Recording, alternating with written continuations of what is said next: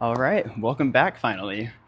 I'm going to talk a little bit about off-ice axles today and just go over a few tips. I don't really even have a plan for this video. I'm just going to talk about some things that I think a lot of people kind of struggle with off-ice axles, how that kind of parallels to putting it on the ice or on inlines. Yeah, and I'm just going to kind of go over some general tips and tricks for your off-ice axles. If you're kind of stuck with something, it might be one of these things. Before I even get into this, I want to just say off-ice jumps are not a perfect way to practice. There's a lot of controversy behind if they're a good way to even practice at all.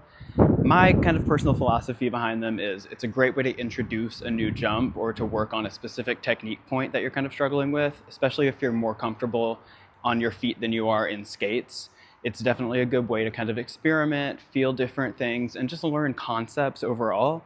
But the technique that you're going to be using is not the exact same. So you do need to know what is different about an off-ice jump versus a jump in your skates, and be able to kind of think about how you're going to transition that jump into skates, put it on ice or inlines or quad skates, whatever it is. But as long as you're not trying to think of this as a perfect axle, then you're good, I think. I also wouldn't recommend using off-ice jumps as like a way to warm up for on ice consistently, like doing a bunch of them to try to nail down that muscle memory, because you're gonna have to change that technique once you get back on the ice. So it's not necessarily a great way to solidify your muscle memory so much as it is a way to kind of build little chunks of it and then take those little chunks and put them back together. Also, just a quick disclaimer, I'm a self-taught skater. I've taught myself pretty much everything I know. I've learned from a lot of really reputable coaches, and I've done a lot of research about technique, and I've done a lot of thinking and experimenting and stuff, especially with off-ice axles, but I am not a coach. So take everything I say with a grain of salt. I encourage you to go out, try it, experiment, feel different techniques, and try to work through things in your own kind of scientific way. So without any further ado, let's get into the video. The first thing that I see that I think the biggest mistake that people make when they do their off-ice axles is their step forward just does not generate enough momentum or enough rotation to be able to snap up into a good jump. All of these instructions are going to be for counterclockwise or left rotation. So if you rotate clockwise or to the right, you'll want to flip around all of this information and try to mirror it the other way. So think about it this way. When you're on the ice, you're going to be taking off from a left outer forward edge, and you can use that edge to generate rotation. On the ground, you don't have that. So we have to put a little bit of momentum into the step forward. And you do also see that on the ice. A lot of people will do this outer back entrance, and this little flick underneath is really what kind of sets you up for a good snap into that jump, in my opinion. Also, as that edge kind of glides forward, your foot is going to follow this curved path. So you start here with my foot kind of facing directly where my shoulders are. And as it turns, it's going to end up more open. So it's going to be kind of turned out. So I like to step into my axle with a little bit of a turnout, but you really don't want to step too turned out, or else your leg is really going to follow up into the air the wrong way. So if I'm trying to jump towards you and I step really turned out, I'm going to do that. And that is a big no-no, because now my leg is going up this way, my hip is going to follow it up this way, but my upper body is still trying to go that way. So I'm going to end up with this really sideways lean, and I'm going to land way too far towards my left side. This is really what it means to kick outside your circle. So to be able to kick outside your circle, you need to let this free leg come through as this left foot pivots on the ice and still have it go up. So that's where you get that kind of sideways kick through. And I used to have a really big problem with that sideways kick through, and I still kind of do. But it really helped a lot when I thought about it as more of a pivot into it rather than just trying to step forward and kick sideways, because that really doesn't work so well. For me, it's much easier to have the legs start to go straight through and then both of my hips pivot at the same time. If you go a little bit too far, you start to get to this kind of flamingo position.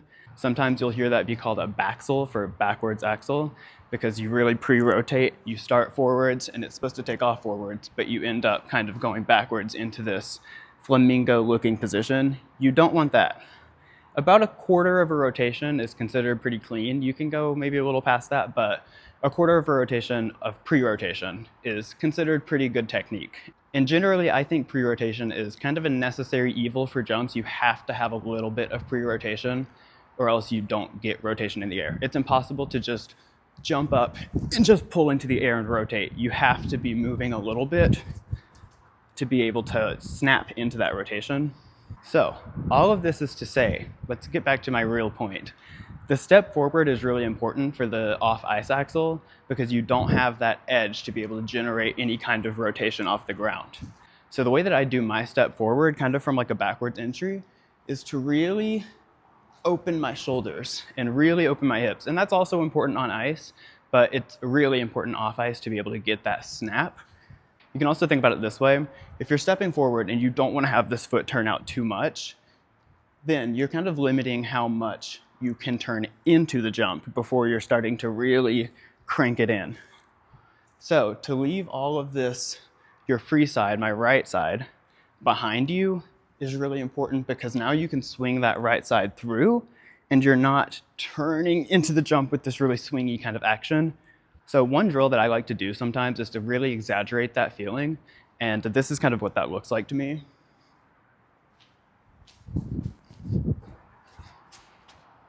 So as you can see, I didn't really get that much distance on my step forward, which is another point. Don't try to go for distance with off-ice jumps. You don't have speed, so you don't have distance. Just focus on height and rotation, going straight up, rotating, and coming straight down. For the axle, you can get a little bit of distance, but it's not really the same. So I just prefer to worry about height and rotation first. And then if you want to add the distance later on, you have a really good axle, then go for it. But definitely don't worry about that at the beginning. Leaving that right side behind you really allows you to wind up for the jump without trying to swing in with this kind of circular motion, because that's where a lot of things go wrong for a lot of people. You really don't want this kind of feeling of the arm, the right arm specifically, coming around circular. You really want it more to pivot through straight. You really don't want this feeling of the right arm kind of coming around with the circular motion. It can make rotation, it can generate rotation, but what it more often does is it kind of lets you pull around and you get this kind of topsy-turvy feeling. I see a lot of people go into their axle with their left arm in front, kind of like that. And again, it can work, but you really often get this really wide swing through, and that's just not really the technique that you want to go for with an axle, because that's not how you're going to generate rotation on an edge. So I prefer to have the arms kind of go straight through and my hips are twisting underneath me and my shoulders kind of twist into it as well, but my arms don't. So my arms are not swinging through that way. I'm really pivoting through the jump, going straight up, and my arms are still going right straight through where the jump is headed. And that's where that sideways kick through will also come in. So the arms and the leg are gonna turn, but they're still gonna be moving in the same direction. So it looks like this. Okay, I just want to make a little correction here. I'll probably do this a few times throughout the video since I didn't really have a plan exactly laid out for it. That sideways kick through is not really going to happen on an off-ice axle. It's pretty hard to be able to even do that, and to be able to get that sideways kick through, you would have to turn your foot out a lot to match that sideways motion. That sideways kick through, that feeling and that motion kind of happen as you're going into the air. So as you're pushing up through your jumping leg and you're pushing up through your toe, it's going to start to pivot into the air. On the ice, your foot might pivot a lot more on the ice, and so that's when you get that really sideways kick through where the leg kicks through sideways. But in this case, you really want to think about just keeping it straight. The takeoff position on an off-ice axle will look more like a traditional H position, or it might be a little bit turned in so that it's looking like it's going to go sideways, but it doesn't swing through sideways because you have to have that pivot to really be able to control that. I didn't really clarify that super great in the video, so I just wanted to point out that this is more for visualizing how you're going to actually do an axle, so that when you go into your off-ice axle, you're still kind of in the same headspace and you're still kind of expecting the same thing. And really, when I try to mimic the arm movement, it's not straight through like this. It's more of this motion, which looks really weird and it feels really weird, but you're gonna be leaving the ground with about that quarter pre-rotation. So by the time you get up into the jump, your arms are going out to your side. And one way that I really like to encourage myself to get into a tight rotating position and snap down quickly is to think about it kind of like my left hand is gonna come straight up to my right shoulder. So as I'm pivoting through, my right shoulder really comes up to meet my left hand. And that's gonna pull you over your right side from the bat. I made an Instagram reel post about this if you wanna go and watch it, But one thing that I really like to do is to kind of practice this drill of just swinging through, not even really swinging through, but it's just like a pivot exercise. So I'm starting from this really open position. Now, once my legs kind of come and cross against each other, I'm square and neutral. And then as I start to pivot into the jump, that's when this foot starts to turn and the leg starts to come up to the side. And you really don't even have to force this rotation of the hip.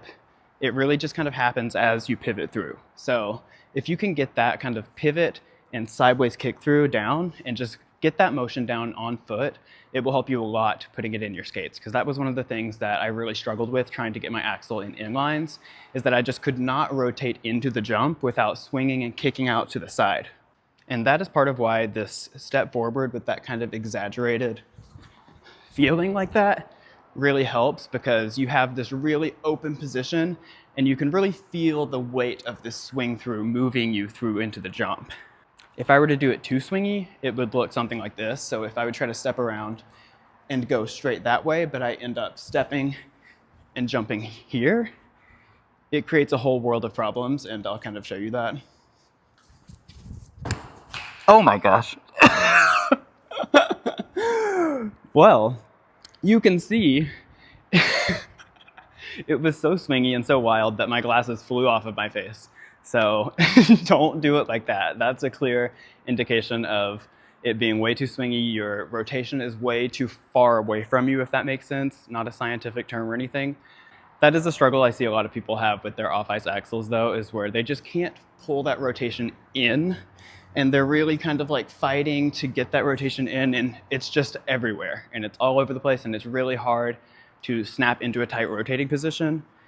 And oftentimes what you see is people check out really early. I do this too a lot, and it's frustrating, but it took me so long to figure out why it was happening.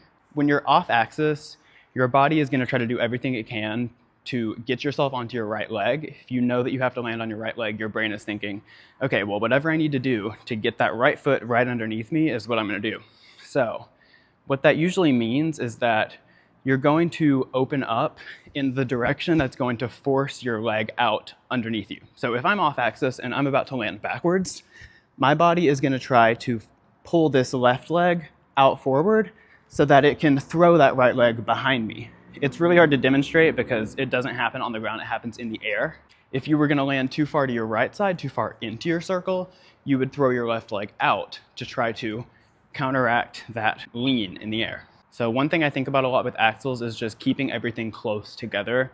You can see these axles with really big takeoffs that have these really big delayed rotation positions and everything, but those are really hard to master. And what you want to work on first is keeping everything really close and tight and controllable, and knowing how to pull into that rotation. So you don't want to go for anything too wide and swingy until you know that you can keep that jump straight and on axis, and then you can start to work on kicking really far out and pulling into that position. But you really have to have the basics down first before you can do that, or it's just going to be super hard. And with axles, it's a little bit deceptive. You kind of at first think that you need to kick through really hard and that you need to swing your body really hard into it. You need like shockingly little power and rotation to actually do an axle. If you snap your feet together, it really is a single. Like I often think of a single axle as a double and a double axle as a triple jump. But once you kind of get into that rotation, you really are only doing about half of a rotation in the air, in your air position, and then you're checking back out. So it's not super important for you to get a ton of rotation or height so much as it is to get a really strong snap down. And here, I'll show you the difference. I can do an axle, go really big into the air, and come out of it, versus if I just prioritize the hips and the shoulders snapping in and getting really tight together, all I have to do is this. That one took like half of the power, but it felt a lot stronger. It actually felt like I had just as much time in the air because I checked out just as early. So really prioritizing that snap down from the beginning is going to help you a lot with your jumps. This brings me to our next point, which is the snap down. Now, I just made an Instagram reel about this if you want to go watch it. It's pretty helpful, but it's a pretty complicated topic, and it's really different for everyone, so there's not one perfect way to learn this, but the movement is going to be about the same. And this coincides with that kind of hip motion of turning your hips and letting your leg kind of swing out to the side. As your hips start to turn into the jump, you want to keep looking straight where the jump is going for pretty much as long as possible. It's pretty hard to rotate into a jump and not want to turn your head to the left, and I have a really hard time with that sometimes. But what happens is when you start to rotate into the jump, as your hips start to turn under, as long as you don't let your leg come around like this, these legs are going to cross automatically. So you get to that kind of flamingo position I talked about before, but as you can see, my right leg is now behind my left leg, and I can snap down and have my legs crossed without having to force them across. Now, the further you kick your leg out, the harder it's going to be to get them back together. And another concept that I think is really important to understand is that when you're in the air, your body doesn't have anything to push against. So if I have my feet on the ground right now and I pull my legs together, I'm using the friction from the ground that I have and the kind of grip that I have on the ground to control the rest of my body so that I can pull this leg together. If I were in space, this is how I like to imagine it sometimes. I like to imagine I'm in space. To just think of like zero gravity, what would my body do and how would it naturally react? And one way I can think about this is like doing a heel click. If I jump out, kind of like a waltz jump, if I jump out and do a heel click and I try to click my feet together, they're not gonna click down right underneath me, they're gonna meet in the middle. So, for example, you can do this. See how whenever my feet click together, they went out in front of me because my right leg was way out in front of me, and when I bring them together, they're gonna meet down in the middle of that point. It's not gonna be like my left foot comes to my right foot or my right foot comes to my left foot. They just come together.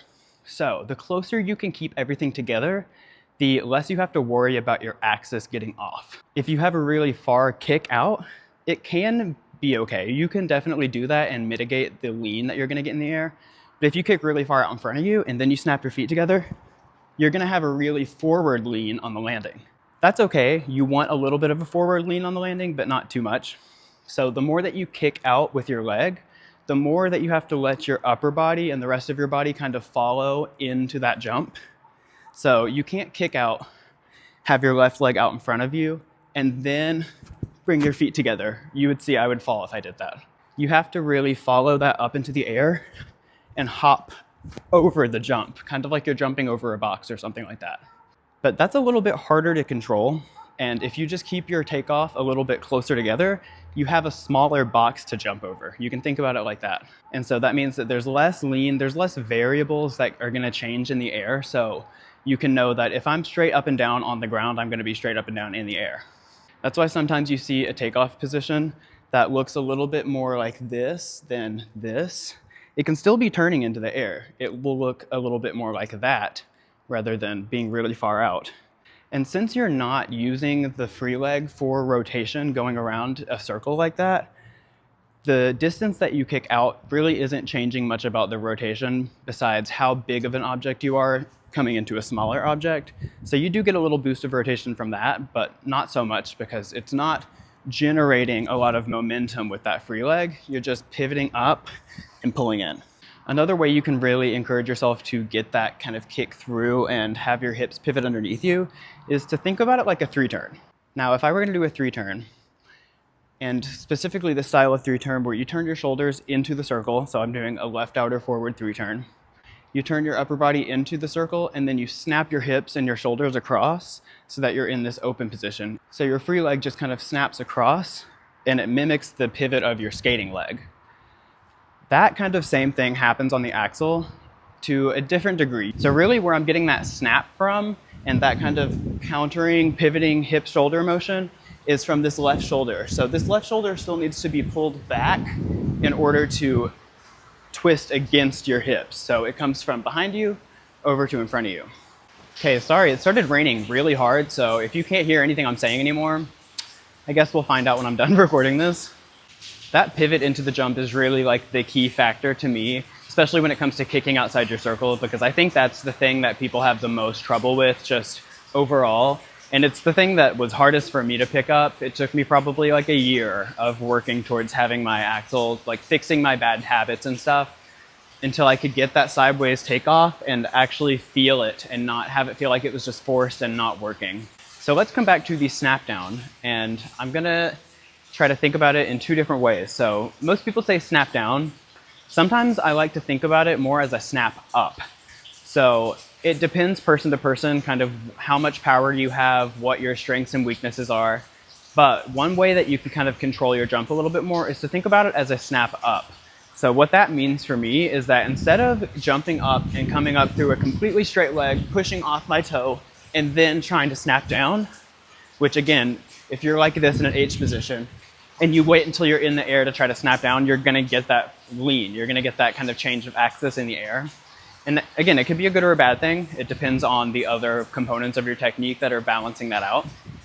But one thing I like to kind of think about is snapping up into it. So what that means is that as I'm pushing up through my skating leg, through my left leg, I'm snapping down as I push up. So I'm getting into this takeoff position, and especially as I come up through my toe.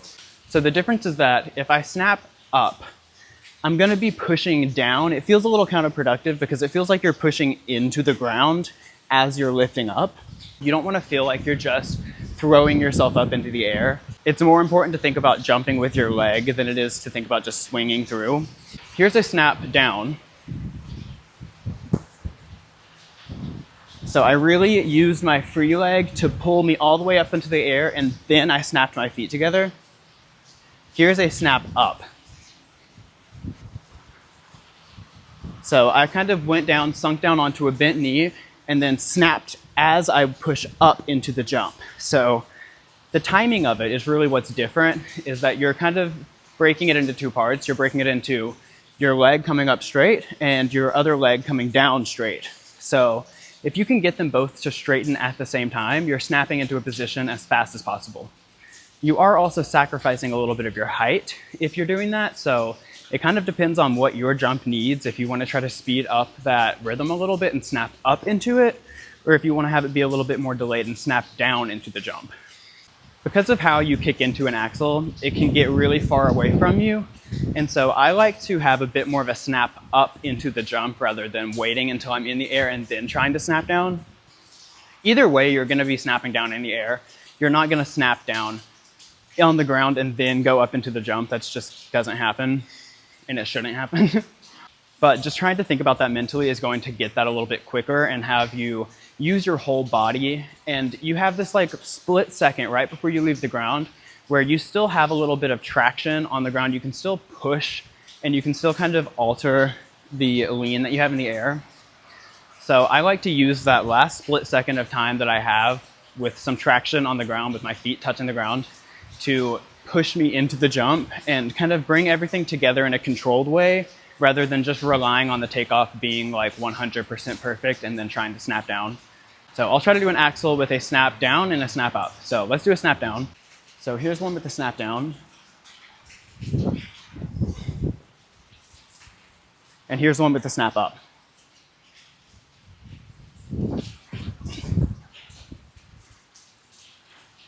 Now, those felt pretty similar, but the first one definitely felt like I had more air time. I can definitely see how the first axle could have gotten a lot more out of control if I had messed up something like where my leg kicked through, or if I turned my shoulders into the jump too quickly, it would have gotten off axis. Whereas the first one felt much more secure, much more controllable. And if something had gone wrong, I could have kind of mitigated that through that push up and that snap up, rather than just kind of being at the will of gravity. Okay, the last thing I want to talk about is your axis and how that's going to affect your landing. So I kind of already talked about this before, where if you're trying to land straight up and down or even a little bit pitched forward, your body is going to want to do whatever it can to maintain that axis. So you might throw your leg out in front of you to try to get your leg behind you.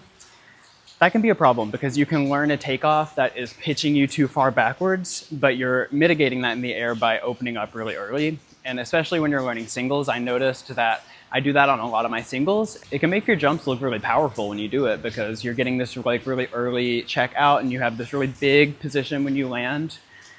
But you're learning takeoff technique that is going to pitch you backwards or pitch you to one side or whatever it is. So one thing that I like to do as kind of like a little axis check-in, this might be controversial, But I like to try to land jumps on 2 feet and crossed feet. I like to land in my air position with my feet crossed. And one thing I like to do on skates too is to just glide backwards with both feet and then lift my free leg and be on my right leg skating backwards. And that's kind of maintaining that position that you want to be in. But I know landing with 2 feet can be it's an error for sure. You don't want to 2-foot your jumps when you're actually landing them. But if you've ever noticed, the skaters that tend to 2-foot their jumps always land on 2 feet. So they're always landing with their feet underneath them. They might catch a blade or something or catch an edge and fall backwards or just not have enough rotation, but they tend to have much better control over their axis. So that might be a little bit controversial because you definitely don't want to be 2-footing your jumps and you don't want to make a bad habit of landing on 2 feet.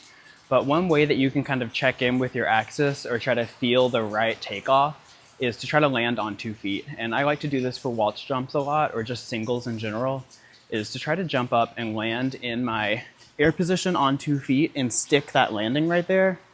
And especially I like to land on kind of a flat-ish right foot and have my left foot kind of pointed down because that's the position that you're gonna wanna land in. And in the air, you really wanna have your right foot is gonna be back behind your left ankle and it's gonna be flexed, and your left foot is gonna be pointed down so that you're kind of locking your feet together. You should have your weight over your right leg in the air, but it's impossible to point your foot down and push your feet together. So if you're doing it on the ground, you want to stand on your left leg, pull your right leg up or right foot up behind. And that's called a flox because it's a combination of the words flexed and locked. So your knee is locked, your right knee is locked, and your right foot is flexed, like that. Also, what landing on 2 feet does is it encourages you to stay in your air position for as long as possible. If you have a bad habit of opening up like I do, then it can be really helpful to try to land on 2 feet because you're encouraging yourself to, first of all, temper your rotation back a little bit, pull back and not go into the jump with too much speed or height or rotation. Of course, if you have too much rotation or height, you can check out of it and you should be able to stop your rotation at any moment if you have the ideal technique. But that's not always possible. Sometimes you over-rotate a jump and you just can't check out of it and just stop in the air. So landing on 2 feet for me is not so much a technique that you want to incorporate as part of your muscle memory, but is something that you really can use as like a calibration tool. It's like you're figuring out where your center is and where you want to land, and then you can work on getting into the proper landing position when you touch down. You also sometimes see skaters that can land on 2 feet and then quickly pivot into the proper landing position. This is called an eagle position, where you start to bring your free leg up the side of your skating leg. So my left foot comes up towards my right knee and then check out. So they can pull off an under-rotated and 2-footed landing. And yeah, I know that's not ideal, but if I have the option between 2-footing a jump and falling onto my side, or 2-footing a jump and turning and pivoting and coming out of it relatively clean, I'm gonna pick the second one. So again, you don't want to make that part of your muscle memory, but you wanna be able to pivot into the jump or pivot into the landing properly. And that can either happen in the air, ideally, or it can happen on the ice in worst case scenario. So you can work on this without even doing the waltz jump, just kind of like how I did that snap hop thing. You can work on just snapping and landing on 2 feet. Then you can start to add the rotation into it. So I'm gonna snap from an H position forward. I'm gonna turn this way into the air, and then I'm gonna snap and land on 2 feet. It doesn't happen in stages like this. It happens all together at the same time, so it's just gonna snap together. But when you break down that motion into rotating, pivoting, bringing your feet together, and then landing, you can kind of understand how it happens, and that just makes it a lot easier. So both of those movements happen simultaneously, but it's really hard to understand how that happens until you've kind of broken down the pivot and then bringing the feet together. And once again, the right leg is not gonna just snap down behind the left leg. They're gonna come together, but breaking it down like that makes it a lot easier to understand. And once you're in the air, it all kind of feels the same. There's only one option. You can't possibly bring your left leg to your right leg or your right leg to your left leg. You just bring it together. So either way, if you're learning how to get into the right position, it's gonna happen in the air. Now, I don't recommend trying to land jumps on 2 feet if you're landing like double axels and stuff like that, because it's just really hard to control. And by the time you get to that point, you should have the fundamentals built up anyways. So I really prefer to do the 2-foot thing with singles and waltz jumps and maybe an axel if you can. But It's definitely not something that you want to make part of your muscle memory for landings. It's really just a way to know what's going wrong and kind of to make yourself feel the right technique. To be able to stop your rotation on 2 feet requires a very strong twist to check out. And that's something that I struggle with, so I don't do that on bigger jumps because I will fall. Or more likely, I'll just step out of it and have a really messy landing. So this is what that looks like for a waltz jump.